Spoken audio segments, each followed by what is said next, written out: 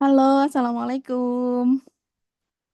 Waalaikumsalam, selamat sore Bu Indra. Selamat sore, Mas Budi. Apa kabar? Alhamdulillah baik. Oke. Maaf, Sedang sibuk apa, Mas? saat ini mungkin menjelang Lebaran ya sibuk mempersiapkan itu sibuk Lebaran. Oke, baik. Jadi Iya, sekarang Mas Budi sedang sibuk menyiapkan Lebaran, gitu ya? Eh, iya, apakah betul? Oh, iya begitu. betul Bu. Iya, Iya, saya Bu Indra memahami jika hal ini merupakan sesuatu yang penting untuk bagi semua umat Islam yang ada di dunia. Apakah Mas Budi setuju dengan hal ini? setuju dong.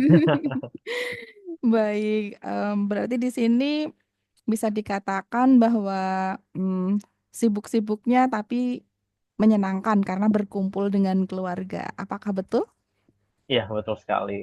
Karena ya biasalah kalau orang Lebaran ya Bu ya kita mau persiapkan untuk silaturahmi, menjalin komunikasi kepada keluarga tertua, pada teman-teman yang udah alumni, makanya banyak kegiatan seperti buka bersama, Hmm. ya Hmm. kan? Terus Oke, berarti sebagainya seperti itu. ya betul. Nah, dari kegiatan tersebut, manfaat yang didapatkan pastinya banyak ya, Mas Budi ya.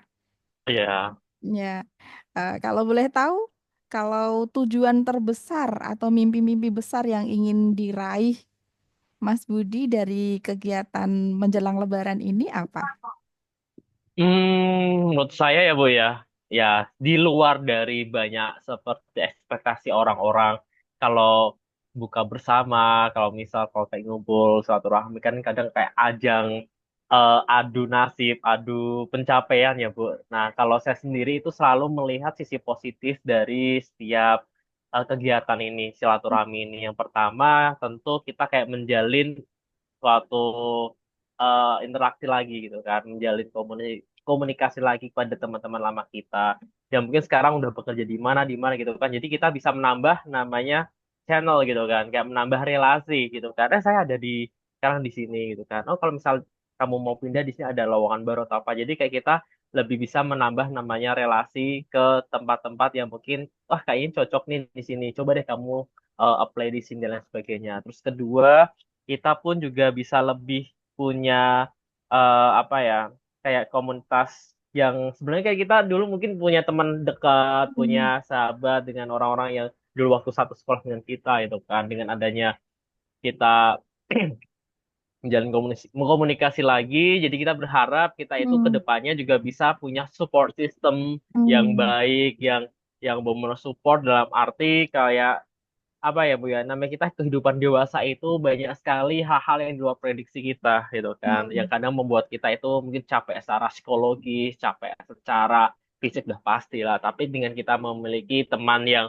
satu frekuensi itu bisa menambah kita untuk bisa lebih semangat. Kayak misal, waduh saya tuh capek banget, saya tuh ada kerjaan ini, saya tuh dimarahin bos atau apa. Jadi ketika kita Hmm. punya teman yang satu support, satu frekuensi gitu kan, ya biasalah namanya bos itu kayak gitulah, biasalah aku juga di kantor juga seperti itu bla bla. Jadi kayak ada tempat sharing untuk rasa kejenuhan, rasa stres kita ke tempat yang tepat gitu. Nah, jadi Oke. tujuan dan cita-citanya sebenarnya lebih apa ya, kita lebih menjaga relasi kita, menambah Hmm. relasi kita juga, dan juga lebih ke arah ya di luar dari menjalin silaturahmi ya, jadi kayak Hmm. bisa punya support system Oke. gitu. Berarti tadi ada dua poin penting tadi. Berarti menjalin komunikasi, kemudian juga membentuk komunitas positif tadi ya, karena Betul ya. nah, dari dua hal ini, nah, berkaitan dengan hal ini, Mas Budi, eh, saya ingin mengajukan pertanyaan. Apakah Mas Budi pernah mendengar coaching? Oh, pernah kok. Begitu. Nah, di sini karena Mas Budi pernah mendengar istilah coaching, saya ingin mengulang kembali bahwa coaching adalah sebuah proses. Nah, proses pengembangan diri untuk mencapai tujuan dengan menemukan langkah yang tepat dan dengan sumber daya yang diperlukan. Coaching juga merupakan proses temuan kesadaran diri, pemberdayaan diri, tanggung jawab diri, dan aktualisasi diri. Nah, sampai saat ini Mas Budi akan berperan sebagai klien yang akan mengikuti proses pro bono coaching, coaching yang tidak berbayar. Apakah bisa berlanjut? Boleh, kita berlanjut. Ah, dalam sesi coaching ini akan terdiri dari beberapa bagian, yaitu framing pembuka, framing smart coaching goal, kemudian ada score model, action plan, dan closing. Waktu yang kita butuhkan selama coaching ini adalah kurang lebih 60 menit. Apakah bersedia? Oke, bersedia, Bu. Oke, baik. Dalam sesi coaching ini, izinkan saya untuk merekamnya karena untuk memenuhi syarat sebagai guru coach profesional di MCI. Namun jangan khawatir, selama sesi coaching ini saya akan mendengar Mas Budi serta memberikan beberapa pertanyaan. Saya pun juga akan berkomitmen untuk hadir penuh memperhatikan Mas Budi. Apakah Mas Budi berkenan? Saya berkenan. Iya, di sesi coaching ini saya akan menanyakan tujuan, harapan, impian yang ingin dicapai dalam hidup Mas Budi melalui beberapa pertanyaan yang spesifik, measurable, dan achievable, kemudian relevan dan juga tempon. Nah, di sini disebut sebagai SMART goal. Apakah Mas Budi nantinya bisa memahaminya? Saya Oke. bersedia buat memahami. Baik, rekaman Pro Bono Coaching ini akan saya unggah di YouTube, Mas Budi. Jadi nanti Oke. akan saya buat setelan publik. Namun jika Mas Budi keberatan, saya akan menjadikannya tidak publik. Apakah diizinkan? Saya mengizinkan, saya bersedia untuk di-sharing menjadi publik biar bisa menjadi ilmu juga buat teman-teman lain yang menyaksikan. Baik. Baik, untuk framing pembuka sesi coaching ini akan kita lanjutkan. Apakah Mas Budi siap? Oke, siap, Bu. Oke, dalam sesi coaching ini tujuan atau impian serta harapan yang ingin dicapai oleh Mas Budi dalam hidup apa ya Mas Dia? Dalam coaching ini ya, Bu ya. Iya, tujuan yang ingin Tujuan. dicapai, harapan yang ingin dicapai dalam hidup Anda. Oh, sorry. Ya. Untuk harapan yang ingin saya capai, tentu kita tidak bisa jauh-jauh dari keinginan untuk menjadi sukses dan membahagiakan orang-orang yang kita sayangi, ya, Bu. Ya, sukses dalam karir, kita sukses dalam kehidupan berkeluarga, dan kita juga punya masa depan yang jelas dan hidup dalam berkecukupan lah gitu. Jadi tujuannya ya seperti itulah kurang lebih tujuan semua Baik. orang. Baik, berarti berkecukupan ya, baik ya, Iya, seperti itu ya. betul. Jadi kalau impian terhebat yang ingin diraih oleh Mas Budi saat ini apa? Impian terhebat. Jujur saya bingung kalau untuk impian terhebat karena saya sendiri pun sedang melaju ya Bu ya. Karena saya juga belum merasa diri saya itu sudah sukses, tapi saya selalu ingin berproses untuk menjadi orang yang sukses. Nah, tentu tujuan saya pasti punya tujuan akhir. Nah, tujuan akhirnya itu tentu saya tuh punya impian yaitu ingin menjadi seorang psikolog klinis, yaitu di bidang Keren. iya di psikolog klinis lebih ke arah ke klinis dewasa itu di bidang pernikahan seperti itu, Hmm. dan itu adalah impian saya sejak lama meskipun saat ini sorry meskipun saat ini saya juga sedang berkarir, tapi saya itu juga Mm-mm. punya impian di mana ya emang tujuan saya itu ingin menjadi seorang psikolog. Saya itu bisa menolong banyak orang, bisa menjadi berkat buat orang-orang yang membutuhkan seperti itu. Jadi ada rasa kebanggaan tersendiri ketika saya itu bisa membuat orang lain itu merasa puas dan merasa nyaman. Seperti itu, Bu. Jadi impian terhebat Mas Budi saat ini adalah menjadi psikolog. Apakah betul? Betul sekali. Iya, Baik. Yang Bu Indra pahami, hal ini merupakan pencapaian yang luar biasa karena bisa menolong orang seperti itu. betul. Apakah betul? Betul sekali, Bu. Iya. Dan apa yang dimaksud dengan tadi apa dari mengetahui psikolog kemudian bisa membantu orang? Nah, kaitannya dengan dua hal tersebut apa, Mas Budi? Oke, baik. Terima kasih. Jadi, kalau saya sendiri ya, Bu, ya, karena saya memang sebelumnya memang berkarya itu bidang sales marketing seperti yang Ibu Indra tahu. Tapi saya itu merasa tertarik ketika saya itu bisa membantu untuk menguraikan permasalahan orang-orang yang memang sebenarnya sedang dalam kondisi minta pertolongan gitu kan. Itulah kenapa saya itu belajar kembali untuk mempelajari tentang kepribadian, mengenai gangguan kepribadian, faktor-faktor yang membuat seseorang itu mengalami gangguan, sampai bagaimana cara untuk mengintervensi dari orang-orang yang mengalami gangguan tersebut. Hmm. Nah, kenapa saya punya ketertarikan di situ? Yang pertama memang dari yang kita ketahui di Indonesia itu stigma Hmm. tentang kesehatan mental itu masih sangat besar sekali dan sangat tinggi. Jadi orang-orang yang mengalami gangguan kejiwaan itu dianggap sesuatu yang sangat-sangat buruk sekali gitu kan. Hmm. Padahal kalau kita tahu sebenarnya ya hal seperti itu masih bisa untuk kita kelola. Tidak semua Hmm. itu orang yang gangguan jiwa itu selalu udah sampai ke jalan enggak. Tapi ada orang Hmm. yang baru stres apa itu masih bisa kita tolong, bisa kita bantu untuk intervensi dan bisa kita ubah perilakunya. Nah, lalu eh, relate-nya dari saya menuju ke arah ke pernikahan dalam arti kayak menjadi konselor pernikahan karena saya pun juga tertarik dengan banyak-banyaknya isu kekerasan dalam rumah tangga, isu fatherless dan lain sebagainya yang Hmm. memang membuat saya menjadi eh, apa ya, memiliki rasa apa ya, ketertarikan gitu kan untuk berusaha untuk membantu orang-orang membangun rumah tangga yang lebih baik, lebih harmonis dan lebih positif seperti itu, Bu. Hmm. Apakah Mas Budi punya kemauan yang kuat untuk mencapai hal tersebut?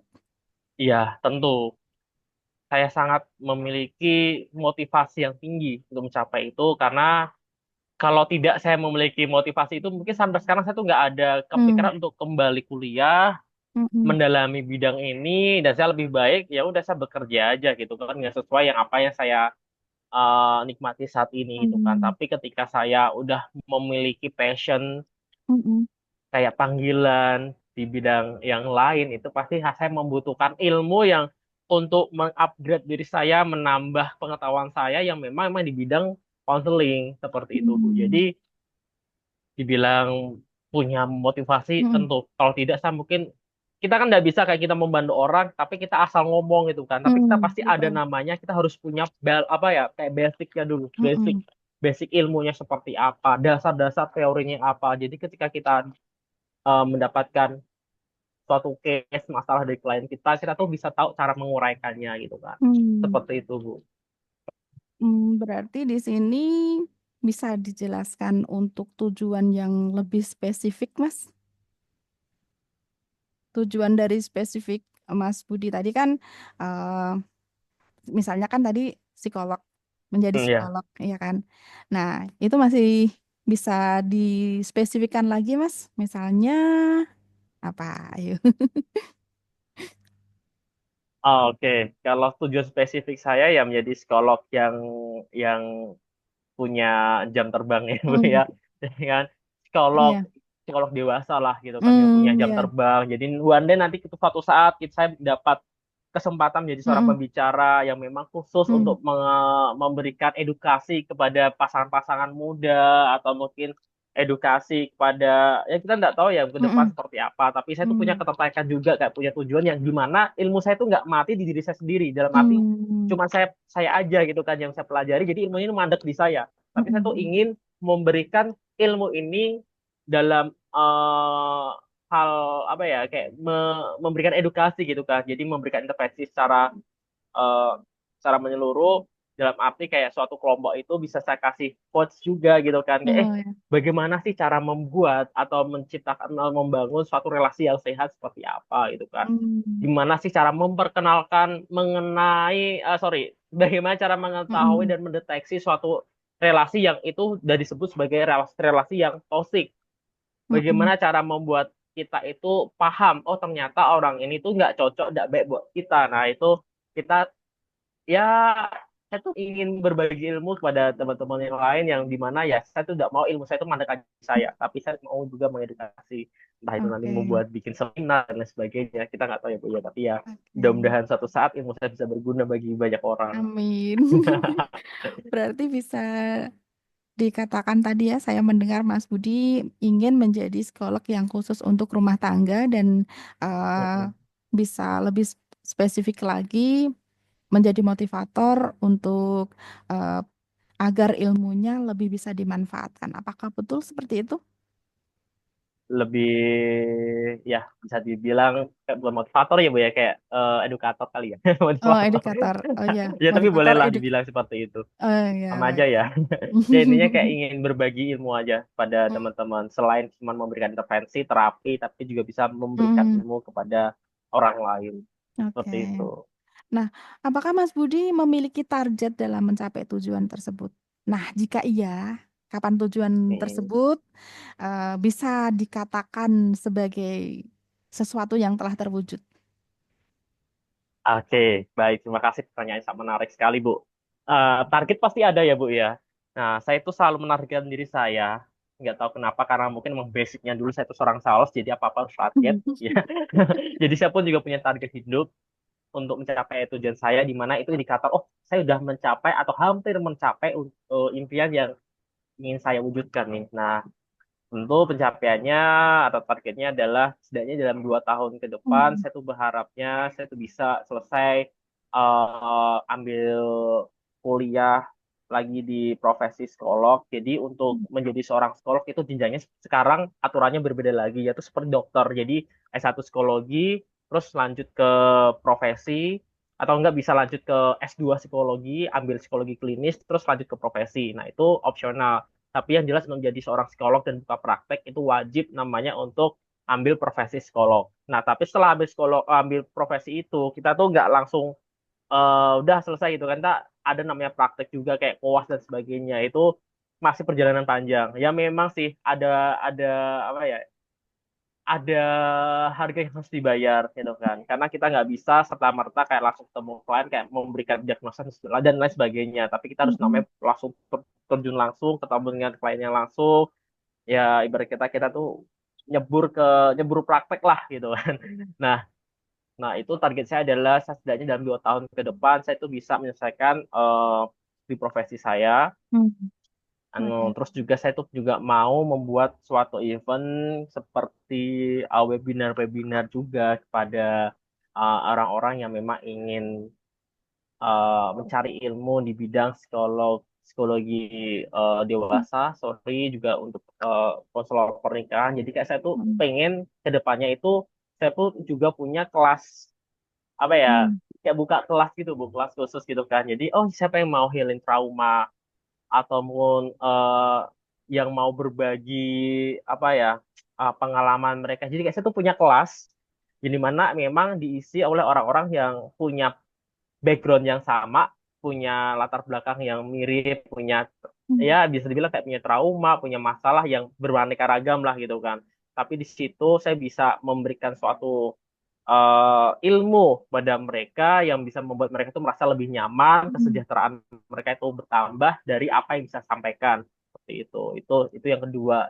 Yang ketiga adalah ketika saya itu udah punya brand. Jadi saya tuh sedang membangun branding, ya kan? Karena selama ini kan branding saya seorang marketing itu kan. Jadi saya harus mau mengubah branding saya sebelum seorang marketing jadi seorang mental health influencer.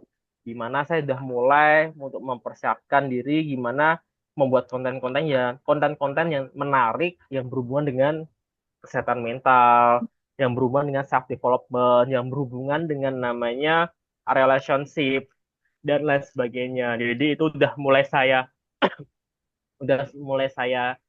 persiapkan untuk nanti ke depan. Jadi mulai membranding diri gitu. Jadi hmm, targetnya nanti branding saya udah jalan, terus saya juga udah di di apa ya dibantu dengan background pendidikan juga udah siap dan pengalaman juga udah ada. Jadi kayak udah itu menurut saya itu udah titik di mana saya tuh udah mendekati tujuan impian saya. Seperti itu sih. hmm.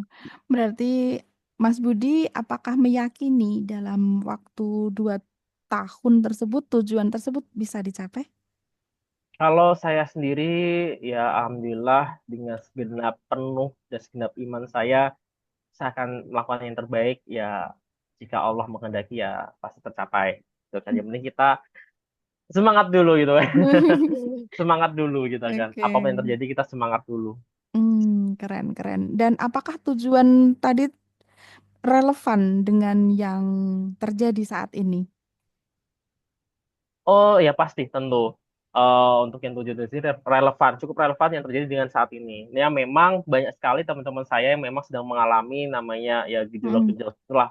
Ya biasalah di masa dewasa awal pasti ada masalah-masalah tertentu yang berhubungan dengan pekerjaan, entah itu relasi asmara, rumah tangga dan sebagainya. Meskipun saya belum bisa memberikan intervensi, tapi saya bisa memberikan kayak saran, nasihat kepada mereka. Jadi bisa sedikit membantu mereka untuk meringankan permasalahan mereka. Nah, mm, tapi untuk kondisi-kondisi tertentu yang berhubungan dengan klinisnya psikologi, itu saya selalu memberikan rekomendasi ke psikolognya langsung itu kan. Kan mm, kita enggak misal nih ada rumah tangga tertentu yang memang di mana pasangannya itu ternyata memiliki gangguan-gangguan tertentu, misal narsistik atau mungkin mm, gangguan depresi yang memang harus diperlukan namanya penanganan secara klinis. Nah, itu baru saya akan memberikan rujukan ya yang memberikan saran untuk datang ke psikolog klinis atau ke psikiater gitu karena itu kan perlu namanya apa ya pertolongan jadi nggak bisa kayak tiba-tiba sembuh sendiri atau apa ini harus dibanding dengan profesional seperti itu. Nah jadi mm, ya sepanjang ini yang saya lakukan ya alhamdulillah relate sih Bu, jadi yang pas saya lakukan ini ya sedikit membantu saya untuk membranding diri. mm, Ya, mm, meskipun mm, saat ini saya ilmu saya masih terbatas, belum bisa memberikan intervensi, belum bisa membuat suatu webinar besar, tapi setidaknya dengan ilmu yang sudah saya pelajari sebelumnya ini juga bisa membantu teman-teman saya ataupun orang-orang di dekat saya itu untuk bisa merasa lebih baik dan bisa merasa tertolong dengan ilmu yang saya berikan. Seperti itu. mm. Baik. Berarti dengan peristiwa yang ada di sekitar sangat relevan. Kemudian tujuan yang ingin dicapai Mas Budi adalah ingin menjadi psikolog, eh, tadi menjadi psikolog Ya. untuk kesehatan mental. Kemudian ilmunya bermanfaat sambil mempersiapkan itu, membranding diri. Nah, apakah memiliki batas waktu, Mas? Ah, kalau saya sendiri punya deadline ya Bu ya. Hmm. Ya sama lah punya pasti punya namanya deadline batas waktu. Ya. Nah, saya itu setiap kali punya plan itu selalu saya kasih deadline. Hmm, Terlepas keren. dari itu tercapai atau tidaknya, itu sebagai patokan untuk saya itu harus tetap punya progres gitu kan. Hmm, Kalau tidak punya deadline, kita nggak ada progres, kita santai-santai yang ada molor-molor terus. hmm, Nah, kalau saya sendiri seperti tadi untuk profesi psikolog umum itu paling nggak saya kasih waktu 2 tahun lah maksimal hmm, 2 tahun. Nah, terus untuk membuat jam terbang dan sebagainya butuh namanya waktu, butuh namanya relasi dan lain hmm, sebagainya. Nah, itu kalau saya tarik ke jangka panjang itu paling tidak dalam waktu 5 tahun ke depan, saya tuh punya deadline segitu. Nah, hmm, jadi setidaknya dalam 5 tahun ke depan, saya tuh juga punya planning jangka pendek. Jadi itu kan jangka panjang 5 tahun gitu kan. Tentu ada namanya planning paling nggak hmm, 1 tahun ke depan itu mau apa, kamu bisa capai apa gitu kan. Jadi aku breakdown dulu Bu. Jadi lima hmm, tahun, terus aku breakdown setahun, setahun, setahun. Nah, dari setahun-setahun itu pasti saya punya target lagi gitu kan. Terus apa-apa gimana, terus aku breakdown lagi tuh setiap bulannya hmm, seperti apa, pencapaiannya seperti apa. Nah, jujur saat ini kebetulan ya alhamdulillah saya tuh dipercaya oleh dosen saya untuk melakukan penelitian. Penelitian itu nanti ya sedang dalam progres kurang lebih dalam 3 bulan ke depan sih ada penelitian. Nah tentu hasil penelitian ini kan bisa menjadi portfolio saya ke depannya. Dua saya juga lagi dalam membuat suatu penelitian juga penelitian mandiri saya yaitu penelitian kualitatif ya memang ada hubungannya dengan relasi tentang rumah tangga juga yang judulnya itu ya lebih mengarah ke sana. Nah, jadi saya dalam waktu 1 tahun, sorry, dalam waktu 1 tahun ini saya tuh punya target, saya tuh harus punya setidaknya aku mau publish jurnal, saya mengikuti penelitian bersama dosen dan itu kan bisa membuat branding diri saya diri saya sendiri dulu. Nah, terus ke bulan ke sorry, terus tahun kedua, terus saya punya planning lagi gitu kan, planning lagi yang ada targetnya. Nah, seperti itu. Jadi ya Mhm. dari 5 tahun itu saya breakdown, jadi setiap setahun harus ada target. Nah, terus saya breakdown lagi setiap bulan paling ada target. Seperti itu. Wow, keren. Sudah terencana dengan baik, mulai dari 2 tahun targetnya, kemudian di breakdown per tahunnya, dan berbatas waktu 5 tahun. Nah, kira-kira sampai menyebabkan 5 tahun, eh, kira-kira hambatan yang akan dialami apa, Mas Budi? Hambatan yang akan dialami. Oke, baik. Kalau saya sendiri sih, untuk yang saat ini, yang jelas-jelas hambatan itu mungkin dari faktor, Hmm. kita nggak tahu ya, dari internal sendiri pasti ada namanya pas rasa malas, rasa Iya. capek gitu kan. Apalagi kita itu objeknya yang kita teliti, sorry, subjeknya yang kita teliti itu manusia itu kan. Misal nih saya mau meneliti orang yang punya gangguan schizophrenia, misal gitu kan. Oke lah, tiba-tiba di bulan pertama oke bisa dihubungin. Tiba-tiba dia ngilang gitu kan. Waduh, saya harus ganti objek lagi nih gitu kan. Iya. Pastinya kita males itu. Itu benar-benar membuat kita itu bisa burn out juga lah. Kayak ya aku udah mulai meneliti, udah mulai wawancara, udah mau observasi, tapi kok subjeknya kok hilang di tengah jalan. Jadi mau nggak mau harus ganti lagi subjeknya.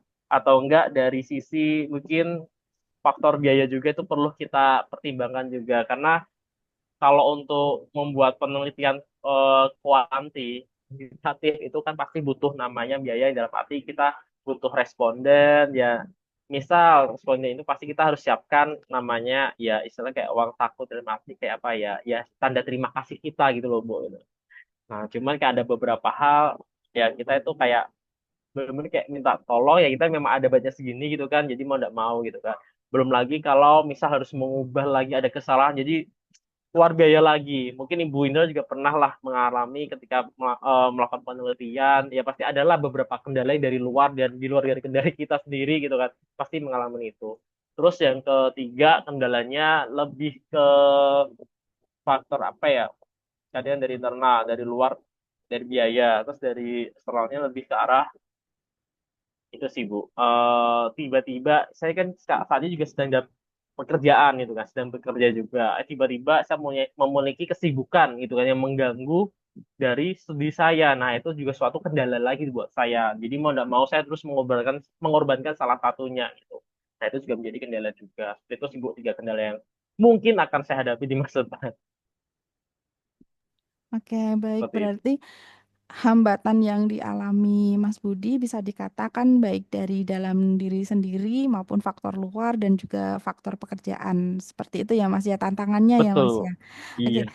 Nah, kalau hasil yang akan diperoleh ketika Mas Budi sudah memiliki tujuan, kemudian mengetahui target, mengetahui batas waktu dan juga hambatannya. Nah, hasil yang ingin diperoleh seperti apa Mas Budi? Nah, baik, terima kasih buat pertanyaannya. Kalau untuk hasilnya pasti saya maunya kelancaran ya Bu ya. Saya tuh paling nggak 1 tahun ini saya tuh udah bisa publish jurnal, saya bisa punya karya karya tulis sendiri. Penelitian saya itu suatu kebanggaan buat saya. Karena saya tuh dimasukkan nulis sebenarnya. Apalagi yang saya tulis itu ada suatu penelitian, itu suatu kebanggaan buat saya. Wah, saya bisa menulis, punya penelitian terhadap case ini gitu kan. Apalagi penelitian saya itu bisa dipublis di salah satu ya tempat publis jurnal yang paling ya bagus gitu kan. Itu suatu kebanggaan buat saya. Terus bisa eh bisa kolaborasi dengan dosen itu suatu kebanggaan buat saya, bisa bertukar bertukar ilmu, bertukar isi pikiran kita gitu kan. Jadi bisa itu sih yang saya suka adalah ketika saya tuh bisa kolaborasi dengan dosen, saya tuh bisa saling berbagi ilmu, karena saya tuh selalu merasa saya tuh masih bodoh gitu kan, karena nggak saya tuh tipe orang yang saya tuh suka belajar terus gitu kan. Jadi ketika saya tuh kolaborasi dengan dosen, tujuan saya tuh adalah saya tuh punya ilmu yang sama seperti beliau, saya tuh bisa Hmm. mendapatkan apa yang saya mau, seperti itu. Lalu target saya juga adalah lulus ke depan, bisa lulus dengan cepat, jadi nggak menjadi donatur, jadi tidak ada kendala. Setidaknya saya ingin lulus lebih cepat karena usia saya pun juga bukan usia anak-anak ABG lagi Bu. Jadi saya harus mengejar usia saya untuk bisa lulus tepat waktu, setidaknya ya lulus tepat waktu seperti itu. Terus yang apa yang ketiga ya, ya tentu saya itu punya target nilai di mana saya itu ingin jadi salah satu lulusan terbaik juga di sana. Meskipun saya tahu saingannya juga banyak, tapi ya setidaknya dengan memperbaiki proses saya tuh berusaha untuk bisa mencapai hasil yang baik juga. Karena saya tahu hasil itu tidak akan usaha itu tidak akan mengkhianati hasil, sorry. Seperti itu. Jadi saya sedang menikmati prosesnya, usahanya seperti apa. Kalau saya sudah benar, kayak tadi saya bilang, saya punya target setiap bulan, setiap tahun, sampai jangka panjang. Itu saya tuh berusaha untuk memperbaiki, mengevaluasi, dan mengembangkan lagi apa yang memang sebelumnya itu kurang. Seperti itu. Wow, keren sekali. Menulis apa yang akan dikerjakan dan mengerjakan apa yang akan ditulis. Nah, tadi Mas Budi sudah menyebutkan langkah jangka pendek dan jangka panjang. Nah, Betul. sumber daya yang dimiliki Mas Budi untuk mencapai tujuan tadi, termasuk membuat karya, menulis dengan dosen. Nah, sumber daya apa yang dimiliki Mas Budi untuk mencapai tujuan tersebut? Maksudnya sebenarnya dalam arti gimana, Bu? Nah, untuk mencapai tujuan tersebut, pasti Heeh. Mas Budi tadi sudah menyebutkan target-targetnya. Kemudian salah satunya juga ingin menulis Karya sebuah yang karya, ya, ya yang seperti itu. nantinya dibukukan. Sepertinya itu ada janji yang Iya, terdahulu ya dengan guru bahasa iya, Bu. Indonesianya ya. Nah, sumber daya yang akan disiapkan oleh Mas Budi apa? Oke, baik. Sumber daya yang saya persiapkan tentu saya itu butuh namanya subjek-subjek yang memang relevan dengan penelitian saya nanti. Nah, di mana saya tuh berharap dari penelitian ini, entah itu nanti ya temanya nanti udah di-upload dan sebagainya, saya tuh berusaha untuk men, apa ya, mengkolek data dari subjek-subjek yang saya nanti kumpulkan. Saya tuh berharap dari subjek itu punya sesuatu yang memang bisa saya gali. Tentu adalah pengalaman mereka, permasalahan mereka, gitu kan. Nah, itu adalah subjek saya, itu adalah subjek. Karena sekali lagi, Hmm. kalau tidak ada subjek yang mendukung, ya penelitian itu ya tidak ada gunanya, gitu kan, buat apa. Tuh. Terus yang kedua tentu adalah ya sumber daya dari diri kita. Ya, itulah, Bu. Jadi rasa semangat. Kalau kita tuh nggak ada niatan, nggak ada motivasi, tentu suatu karya itu tidak akan lahir gitu kan. Jadi mau tidak mau adalah kita harus butuh namanya energi, waktu, mungkin materi juga karena kita tidak mungkin eh, karya tulis itu lahir tiba-tiba itu pasti ada sesuatu yang harus kita keluarkan. Eh, dan tentu yang ketiga adalah basic ilmunya ya. Saya tuh mau tidak mau ketika saya melakukan penelitian, saya tuh tidak cuman ngasal memberikan sebagai opini, tapi ada basic dari ilmu yang saya pelajari itu ada basic teorinya gitu kan yang akan saya kaitkan dengan permasalahan yang ada di lapangan seperti itu. Keren, keren. Nah, dari langkah-langkah yang telah disebutkan Mas Budi tadi, eh, Ya, apakah ada yang perlu dikurangi, namun tetap hasilnya itu terbaik? yang dikurangi. Mhm. Kalau saya sendiri sih belum ada pikiran yang mau saya kurangi ya Bu. Ya, justru Mhm. saya itu malah mengevaluasi mungkin ada sesuatu yang kurang dari Mhm. progres saya yang perlu saya tambahkan gitu kan. Karena ya balik lagi ya Bu ya. eh Kalau sebelumnya itu ya sebelumnya kan saya pernah mengikuti lomba-lomba karya tulis ilmiah Mhm. tingkat fakultas maupun tingkat universitas dan tingkat antar universitas juga kan.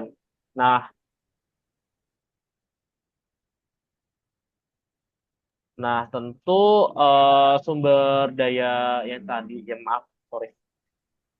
Nah, dari apa yang tadi saya dapatkan, tentu itu adalah menjadi suatu motivasi untuk saya. Kayak dulu saya pernah menang di lomba karya tulis ilmiah dan lain sebagainya. Tentu itu akan menjadi suatu pengalaman yang akan memacu diri saya untuk menciptakan atau membuat suatu karya tulis lagi yang lebih dari sebelumnya. Jadi ya tentu saya lebih banyak membutuhkan apa ya kayak tambahan atau inputan untuk diri saya gitu. Kayak, ah ternyata ini tulisannya seperti ini, kayaknya lebih baik kalau seperti ini seperti ini. Jadi ya saya tuh lebih sering itu sih Bu, kayak konsultasi ke dosen yang memang Mm. expert banget di bidang penulisan gitu kan. Jadi kayak saya tuh butuh masukan. Kalau sesuatu yang dikurangkan atau dihilangkan sih kayaknya belum ada pikiran sih. Justru saya merasa saya tuh banyak yang kurang gitu menurut Hmm. saya. Oke, berarti bisa dikatakan bahwa langkah-langkah tersebut tidak perlu dikurangi, Mm, namun jika kurang relevan nantinya itu bisa dievaluasi. Apakah seperti itu betul. yang dimaksud Iya, Mas Budi? iya Oke, betul. baik. Nah, dampak yang akan terjadi bila hasilnya diperoleh apa ya Mas Budi ya? Atau mungkin gini, jika hasil jika telah tercapai, nah hasil yang akan diperoleh apa?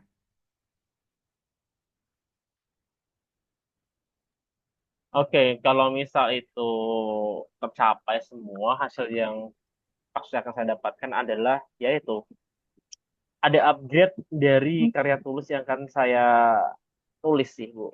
Ya kan? Jadi mungkin selesainya yang harusnya misal selesainya harus 6 bulan 4 bulan gitu kan, jadi selesai lebih cepat karena apa, saya lebih sering berkomunikasi dengan pakar-pakarnya, terus lebih punya basic ilmunya lebih matang jadi lebih cepat. Terus yang kedua ya tadi masalah lagi soal pendidikan, ketika itu tercapai semua kan pasti secara nggak langsung ya saya tidak perlu namanya banyak mengulang sesuatu yang sebenarnya ya saya udah ekspor, jadi ya dalam arti oh ya udah berarti kamu udah kompeten jadi nggak perlu belajar banyak-banyak, cepat lulusnya gitu loh Mas. Cepat lulusnya Iya, seperti itu sih. Jadi itu sih hasil target kalau misalnya ya hasil dari yang ya, ingin saya capai.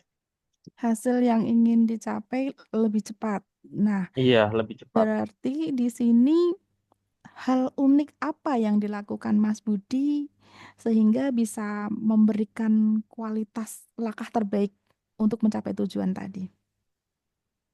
Hal unik ya, hal unik apa? Kalau saya sendiri mungkin masih konsisten di jawaban saya ya. Hal uniknya ya pasti saya itu cari judul ataupun cari subjek yang memang sesuatu yang belum pernah diteliti, yang sesuatu yang unik, yang nggak mainstream gitu kan. Kalau orang-orang psikologi kalau bikin penelitian pasti ya nggak jauh-jauh dari suatu gangguan ini. Cuman saya tuh pengen suatu penelitian yang memang unik, yang orang-orang itu mungkin nggak kepikiran buat meneliti itu. Jadi kita harus out of the box ya Bu ya, kayak di luar dari box yang kita sediain. Jadi kayak ya apa ya, yang nggak banyak orang pikirkan tapi ternyata itu menarik itu. Hmm. Oke, berarti dari tujuannya lebih spesifik lagi, biar dari awal sampai akhir bermanfaat ilmunya, ingin segera tercapai, salah satunya dengan menulis tentang keilmuan yang dikuasai oleh Mas Budi. Seperti itu ya. Iya, Nah, hal uniknya berarti tadi sudah dikatakan Mas Budi sesuatu yang di luar Nurul itu ya. iya. Seperti itu ya. Oke, baik. Tapi unik ya. Nah, suasana yang diperlukan untuk mencapai langkah tersebut seperti apa yang akan dilakukan, Mas? Suasananya yang bisa digambarkan ke Bu Indra apa, Mas? Suasana yang gimana Bu? Suasana Biar yang diperlukan untuk menuju langkah tersebut seperti apa, Mas? oke, baik. Kalau suasana sendiri tentu untuk mencapai semuanya itu adalah suasana yang benar-benar nyaman, tenang, gembira gitu kan. Hmm, Gak terlalu hmm, banyak stres. Namanya juga kita sedang meneliti atau sedang belajar pasti banyaklah godaan-godaan yang membuat kita stres ke depannya gitu kan. Tapi ketika kita punya basic dalam arti regulasi emosi yang benar, ya stresor apapun yang membuat kita drop down gitu pasti akan kita tangani dengan baik. Kita tuh hmm, butuh namanya kondisi situasi yang mendukung, ya kan? Mendukung dalam arti ya untuk mencapai suatu goals, kita tuh harus punya hati yang tetap antusias, suasana yang benar-benar yang saya tuh pengen selesai, rasa semangat, rasa yang benar-benar menggebu-gebu, dan balik lagi hal yang sangat-sangat membuat kita happy gitu loh. Oke, tadi berarti suasana yang akan dicapai itu apa tadi ceria, gembira, menyenangkan, semangat gitu ya. Iya, Betul ya, seperti itu.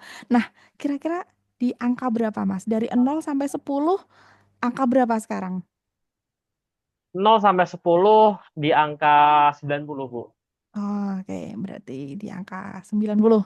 Nah, angka berapa yang diinginkan? Pasti angka 100 dong, Bu. Oh, nah, cara untuk menjaga suasananya tadi untuk menuju langkah agar tercapai.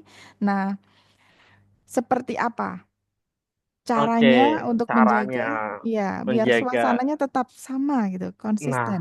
tentu saya tuh punya batasan dalam arti kita boleh punya rasa semangat yang menggebu-gebu gitu kan. Tapi yang paling penting itu adalah kita itu mau konsisten. Percuma kalau panas-panas dulu terus Hmm. tiba-tiba anyep gitu ya Bu ya. Nah, maunya itu kita tetap menjaga rasa semangat kita itu ya jangan langsung apa ya, jangan langsung kayak menggebu-gebu banget gitu kan. Oke lah boleh semangat, tapi kayak ibarat kata kayak kita itu bagi ya rasa excited kita, rasa ketertarikan kita menggebu-gebu itu kayak dibagi-bagi, jangan cuman di awal-awal doang semangat, tiba-tiba tengah jalan nggak ada rasa semangat gitu kan. Nah, buat menjaganya gimana sih? Gitu kan. Kalau saya sendiri tuh pasti punya namanya apa ya, kayak punya prinsip ya Bu ya. Saya tuh punya Hmm. prinsip. Jadi setiap kali kalau saya sudah merasa oh oke ini cukup, ya udah saya tidak akan teruskan gitu kan. Dalam arti ketika saya sedang suatu meneliti pasti kan namanya semangat tuh kayak nggak pengen tidur. Yaudah yang penting saya kelar kelar gitu kan sampai apa sampai malam sampai pagi pun oke lah saya tulis. Tapi saya tuh selalu punya batasan diri. Hmm. Batasan diri yang saya bangun itu adalah ketika saya sudah merasa udah cukup capek, udah cukup mau ngantuk ya, ya udah selesaiin dulu terus sudah istirahat, waktunya kerja kerja, waktunya belajar belajar, waktunya ibadah ya ibadah gitu kan. Jadi Hmm. ya jangan terlalu, kalau orang Jawa bilang jangan terlalu ngoyo atau memaksakan diri gitu kan, seperti itu. Nah itu cara aku untuk sorry, itu cara saya untuk bisa membatasi diri, membatasi energi agar tidak habis di awalnya aja gitu. Jadi bisa kita punya simpenan di masa-masa di masa yang akan datang dengan buat diri kita konsisten. Karena Hmm. apa? Konsisten adalah suatu kunci. Percuma Hmm. kalau semangatnya di depan tapi nggak konsisten ya sama aja bohong. Baik. Dari jangka 2 tahun sampai 5 tahun, apa yang perlu dilakukan agar lebih cepat, Mas? Oke, dari jangkauan yang tadi saya apa saya berikan buat diri saya, tentu saya tuh mau melakukan namanya ya tadi ya kayak memberikan evaluasi diri. Jadi ketika pas saya kan pas ada target sebulan gitu. Kamu 1 bulan udah ngapain aja? Hmm. Apa yang sudah kamu lakukan? Ilmu apa yang bisa kamu dapatkan dari kamu belajar sebulan ini? Nah, itu saya catat. Kalau misalnya kurang, oh ya, aku kurang di sini. Aku Hmm. masih masih belum menguasai yang ini, materi yang ini. Saya harus belajar lagi gitu kan. Gimana evaluasi, adanya evaluasi kita ya. Nah, Hmm. itu yang saya lakukan. Hmm. Itu. Oke, berarti dampak yang terjadi ketika Mas Budi sudah memanfaatkan sumber daya yang dimiliki Mas Budi, yang bisa menguasai ilmu tentang bisa apa kesehatan mental, kemudian bisa menulis ilmunya selalu bermanfaat. Semuanya itu dimanfaatkan, dikerahkan untuk mencapai tujuan. Nah, dampak yang akan terjadi kira-kira apa, Mas? Dampak yang terjadi. Saya rasa adalah ketika semua itu udah mencapai ya Bu ya, Hmm. maksudnya. Hmm. Ya pasti ada rasa kebanggaan ya Bu ya Hmm. buat diri Hmm. saya gitu kan. Ketika apa yang saya udah lampaui, udah bisa saya kerjakan secara proses-prosesnya dengan baik, pasti ada rasa kepuasan untuk saya. Rasa Hmm. bangga, rasa Hmm. tenang, itu sih Bu. Hmm. Ya. Akhirnya apa yang saya usahakan itu bisa berhasil dan bisa saya lalui. Oke, jadi yang Mas Budi pikirkan tentang tujuan adalah keberhasilan yang membanggakan dan Mas Budi merasa lega, merasa bangga, bahagia. Apakah seperti itu? Iya betul sekali. Nah, hal ini merupakan impian terhebat Mas Budi. Nah, sesuatu yang penting untuk Mas Budi capai, apakah betul? Iya, Nah, jika suasana yang diharapkan itu telah tercapai, nah, jika dimetamorkan ungkapan peribahasa, nah ini pelajaran bahasa Indonesia lagi nih. Nah, apa ya, ungkapan atau peribahasa yang cocok mengenai suasana yang diharapkan itu seperti apa, Mas? kebetulan saya sedang berhadapan dengan guru bahasa Indonesia saya, jadi saya tidak boleh memau-mau. Sesuatu peribahasa yang metafor atau menggambarkan ya adalah Iya. berakit-rakit ke hulu, berenang-renang ke tepian, bersakit-sakit dahulu, baru bersenang-senang kemudian. Saya percaya dari segala proses yang tidak menyenangkan, yang penuh dengan perjuangan, saya itu percaya sekali proses ini yang sangat butuh Hmm, effort, butuh usaha dan upaya itu akan membawa saya kepada tujuan yang sangat menyenangkan. Itu sih keren, berbahasanya, berakit-rakit ke keren, hulu, keren. berenang-renang ke tepian. Keren, keren. Lalu setelah semuanya terbuka, tercapai, nah, sekarang perubahan yang perlu dilakukan agar semuanya tercapai apa, Mas Budi? Perubahan yang perlu saya lakukan agar saya mau tercapai, tentu saya pasti harus konsisten dengan apa yang sudah saya kerjakan. Perubahannya adalah ketika sebelumnya mungkin saya punya jam waktu yang tidak balance, tidak seimbang, jadi saya tuh harus menyeimbangkan antara jam saya belajar, jam saya kerja, dan jam saya itu beribadah. Sama untuk beribadah juga ya Bu ya, karena ketika pasti di tengah jalan kita pasti punya fase yang burn out, kita itu capek, kita tuh lelah psikologis dan lelah secara fisik. Nah, justru ketika kita mendekatkan diri kepada Tuhan, kepada Allah gitu kan, kayak ada rasa tenang. Oh ya udah ada kayak di recharge lagi gitu. Kita Hmm. merasa kayak diisi lagi. Terus kita bisa bekerja lagi dengan semangat, bisa belajar lagi dengan semangat juga seperti itu. Itu yang perlu saya ubah. Terus yang kedua adalah saya itu perlu namanya banyak membaca buku. Nah, itu mungkin hal yang paling saya suka adalah dulu membaca. Kan. Nah, karena sebelumnya saya tuh sibuk sekali dengan kerjaan saya, memang lebih banyak mobile keluar, jadi saya tuh mau Hmm. mengupayakan untuk paling enggak 1 bulan itu saya tuh harus membaca buku, gitu kan. Hmm. Buku-buku yang memang saya suka sekali, yaitu buku tentang motivasi, tentang kesehatan mental, tentang ilmu-ilmu yang berhubungan dengan eh yang saya pelajari lah, gitu kan, tentang relationship dan lain sebagainya gitu. Baik, apakah artinya Mas Budi akan selalu melakukan evaluasi, akan menyeimbangkan antara kehidupan, beribadah, dan juga akan terus selalu belajar? Iya, Nah, karena kuncinya ya Bu ya. oke, baik. Nah, tadi Bu Indra juga mendengar bahwa Mas Budi tadi mengatakan bahwa sebuah pola yang akan diulang, yaitu konsisten, kemudian menyeimbangkan, dan evaluasi. Apakah benar? Betul. Betul. Kapan Mas Budi akan melaksanakan setiap langkah yang akan dipilih? Mulai dari hari ini Bu. Oh, ini Karena mulai emang hari sedang ini. berlangsung. Karena itu emang Iya. sedang berlangsung. Apalagi sekarang ini kan memang lagi buat eh, saya sedang kalau boleh jujur saya sekarang lagi membuat proses alat ukur Hmm? tentang resiliensi. Jadi ini Hmm. sedang dalam progres. Ya memang sih kemarin agak tersendat karena saya sempat sakit karena Hmm. kecapean juga. Jadi sempat tertunda. Jadi ini mau saya lanjutkan kembali seperti itu. Oh, baik. Membaca. Tadi saya, Bu Indra mendengar membaca. Apakah aktivitas membaca tersebut akan dirutinkan dan dilakukan terus untuk mencapai tujuan? Nah, kemudian untuk alat ukurnya atau bahan dan cara yang diperlukan untuk rutinitas membaca itu seperti apa, Mas? Oke, baik. Nah, pasti namanya kita membaca itu perlu. Apalagi ilmu yang saya pelajari itu pasti banyak ilmu teori-teori yang kita tuh nggak boleh ngasal. Itu harus ada Hmm. basic teorinya seperti apa, harus ada dasar-dasarnya itu seperti apa. Jadi memang karena karena memang saya tuh saya membaca, jadi ya ya tentu saya tuh punya target setiap bulannya paling nggak saya membaca 1 buku. Nah, buku-buku entah itu ilmu psikologi maupun ilmu kesehatan mental dan sebagainya itu untuk membuat saya itu apa ya menambah ilmu saya. Nah, nah, tentu dari hal-hal lain selain membaca buku, saya tuh harus membaca jurnal. Membaca jurnal atau penelitian sebelumnya. Itu sebagai dasar saya untuk menciptakan untuk membuat suatu penelitian lain. Hmm. Nah, dalam arti ketika saya tuh tahu jurnalnya itu mungkin ada sesuatu yang memang belum dia teliti atau ada Hmm. yang kurang atau ada dievaluasi, saya tuh mungkin bisa menjadi bahan pertimbangan saya untuk membuat penelitian yang mungkin serupa gitu kan untuk Hmm. menyempurnakan sebuah penelitian yang sebelumnya. Nah, tentu basicnya dari mana ya? Dari jurnal yang saya baca. Hmm. Seperti itu.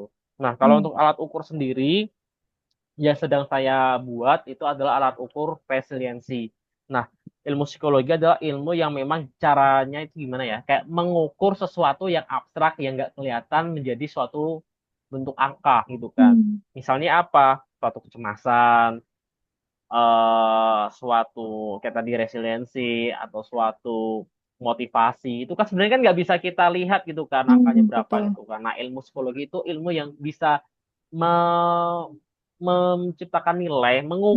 mengukur Hmm. dari atau mengscoring dari ya perilaku manusia seperti Hmm. itu. Jadi dari sesuatu yang abstrak menjadi dalam bentuk angka. Nah, itu yang saya sedang kerjakan saat ini, membuat membuat alat ukur Hmm. untuk nantinya akan saya gunakan untuk karya tulis seperti itu. Baik, keren sekali untuk action plan-nya Mas Budi. Nah, bagaimana cara memonitor untuk dan apa ya tadi? Memonitor dan juga mengevaluasi dari action plan yang telah dibuat Mas Budi Bagaimana cara saya memonitor? eh, dan nah, mengevaluasi action mengevaluasi plan. ya. Oke, kebetulan dalam membuat alat ukur ini, saya kan ada istilahnya kayak ada senior, ya, memang dia tuh udah expert juga. Jadi dia itu akan selalu memberikan coach dalam arti kayak arahan, Hmm. kayak misal ada sesuatu yang kurang dia kasih masukan, dan dia juga bisa memberikan apa ya kayak saran-saran lah dari ini, Mas, ini kurang ini. Jadi itu membuat saya tuh jadi mengupgrade dari apa yang sudah saya kerjakan. Kan itu kan saya nggak mungkin kayak merasa alat alat ukur saya tuh udah bagus, udah bisa valid gitu kan. Tapi ya Hmm. saya membutuhkan mereka-mereka untuk mengevaluasi Hmm. juga. Apakah ini udah betul, apakah ini udah Hmm. sesuai dengan standarnya, stabilitasnya udah oke, validitasnya udah oke, ya udah seperti itu. Terus kedua, seperti yang tadi bilang, saya pasti ada namanya dosen pembimbing juga yang memang membantu saya untuk mencapai tujuan saya, Hmm. yaitu adalah penelitian itu sendiri gitu kan. Hmm. Itu Keren. sih Bu. Jadi ya pasti diperlukan evaluasi tiap seminggu sekali lah evaluasi.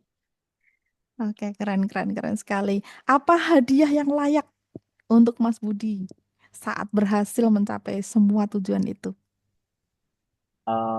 Tujuan jangka panjang atau pendek Bu? Kalau jangka panjang ya pasti ada lah. Yang mana dulu, jangka panjang atau jangka pendek? Mulai dari pendek langsung panjang. Oke. Baik, kalau jangka pendek sendiri, saya itu pasti punya self reward ya Bu ya. Hmm. Ketika nanti saya itu udah bisa mempublish jurnal dan punya karya tulis yang bisa bermanfaat, saya tuh pengen memberikan reward saya. Hmm. Ya, karena saya tuh tipikal orang yang suka jalan-jalan, saya tuh pengen ajak diri saya tuh jalan-jalan untuk melepas stres. Karena saya tahu penelitian itu sangat melelahkan, jadi saya tuh mau ajak diri saya tuh jalan-jalan. Domestik dulu aja nggak apa-apa lah itu. Oke, oke. Self reward saya karena emang saya suka jalan-jalan gitu kan. Itu self reward saya. Kalau Hmm. jangka panjangnya adalah eh saya 5 tahun ke depan saya ingin Hmm. membuat diri saya tuh bangga dengan membeli sesuatu yang memang belum pernah saya beli sebelumnya, Hmm. yang mungkin dalam bentuk materi ya Bu ya. Ya itu sebagai self reward saya tuh pengen ya punya kendaraan baru ya ke Hmm. depannya gitu kan. Nah, Keren, keren, keren. juga punya rumah tinggal juga itu jangka Hmm. panjangnya ya Bu ya, Oke. karena saya emang kepikiran untuk nantinya berkarir di luar kota lagi, jadi mungkin ya nggak di Semarang aja tapi saya tuh punya Hmm. karirnya itu di luar kota, jadi Iya. kalau bisa saya tuh punya properti di kota lain gitu. Oke. Ya Keren. meskipun muluk-muluk tapi namanya kita kalau udah punya usaha, udah punya niat ya itu gak akan terjadi gitu. Kalau yang penting kita Betul. punya plan dulu lah. Iya, betul sekali. Berarti bisa ingin merasakan angin Australia, angin Singapura, angin Jakarta, angin Semarang seperti itu ya, Mas ya. Iya, mungkin bisa Nah, dibilang seperti itu. ya, apa kesimpulan dari sesi coaching ini terhadap permasalahan dalam mengelola sumber daya yang dimiliki Mas Budi, kemudian tantangan yang dihadapi, lanjut dengan langkah-langkah yang strategis untuk mencapai tujuan tersebut. Sorry, tadi gimana sih? Apa Kesimpulan, kesimpulan? kesimpulan. Oke. Kesimpulan dari yang tadi banyak cara panjang lebar yang memang adalah untuk mencapai suatu hasil yang ingin kita capai, kita itu butuh namanya proses yang tidak instan. Kita butuh namanya eh ya coaching dalam arti kayak kita tuh nggak bisa berjalan sendirian gitu kan. Pasti kita butuh namanya masukan dari orang lain, kita butuh namanya ilmu yang tadi saya bilang saya tuh butuh belajar, butuh dibimbing juga. Jadi saya tuh tidak mau merasa paling pintar dalam melakukan sesuatu. Tentu saya tuh butuh ilmu-ilmu dari orang-orang yang memang sudah expert di bidangnya. Seperti itu. Nah, untuk mengolah sumber daya sendiri, tentu saya tuh butuh namanya ya tadi masukan dari orang lain, juga saya butuh namanya suasana yang mendukung saya untuk tetap bisa berjuang. Karena kalau dalam tengah jalan itu suasana udah berubah, tentu ada suatu kendala buat saya sendiri gitu kan. Kayak tiba-tiba langsung drop, capek, bosan dan sebagainya. Nah, itu kan perlu namanya evaluasi gitu kan.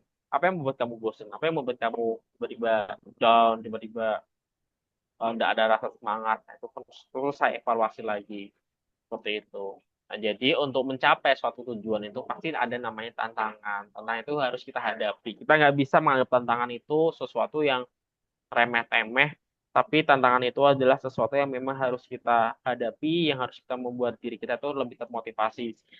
Seperti itu sih, Bu. Iya, keren sekali. Terima kasih untuk Mas Budi.